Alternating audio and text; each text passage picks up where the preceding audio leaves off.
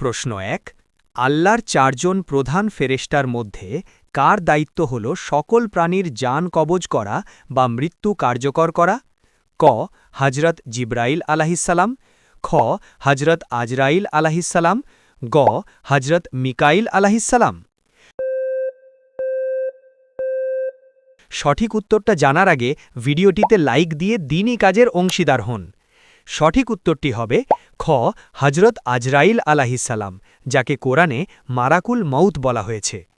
মৃত্যু এক অনিবার্য সত্য যা থেকে কেউ পালাতে পারবে না আমরা যেন মৃত্যুর আগে ঈমানের সাথে তৈরি থাকতে পারি সেই দোয়া করি প্রশ্ন ২ পবিত্র কোরআনে কোন দুই সাগরের কথা উল্লেখ আছে যারা একত্রে মিলিত হলেও তাদের পানি একে অপরের সাথে মিশে যায় না ক লোহিত সাগর ও ভূমধ্যসাগর খ আটলান্টিক ও প্রশান্ত মহাসাগর গ মিষ্টি পানি ও লোনা পানির সাগর আপনি যদি সত্যি ইসলাম সম্পর্কে আরও জানতে চান তাহলে চ্যানেলটাকে সাবস্ক্রাইব এবং পেজটাকে ফলো করুন সঠিক উত্তরটি হবে গ মিষ্টি পানি ও লোনা পানির সাগর সূরা আর রহমান ও সূরা ফুরকানে এর বর্ণনা আছে আল্লাহ তাআলা পবিত্র কোরআনে ১৪০০ বছর আগেও এমন একটি কুদরতের কথা বলেছেন যা আধুনিক বিজ্ঞান এখন প্রমাণ করছে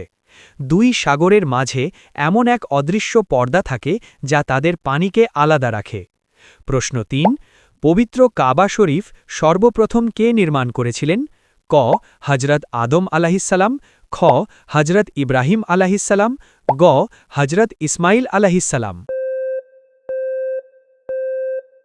সঠিক উত্তরটি হবে ক হজরত আদম আলাহিসাল্লাম পরবর্তীতে হজরত ইব্রাহিম আলাহিসাল্লাম ও তার পুত্র ইসমাইল আলাহিসাল্লাম আল্লাহর আদেশে এটিকে পুনর্নির্মাণ করেন কাবা শরীফ হল পৃথিবীর প্রথম ঘর যা ইবাদতের জন্য তৈরি করা হয়েছিল এর পবিত্রতা এবং সৌন্দর্য কোটি কোটি মুসলমানের হৃদয়ের স্পন্দন আপনার কি কাবা শরীফে যাওয়ার স্বপ্ন আছে থাকলে কমেন্টে ইনশাআল্লাহ লিখুন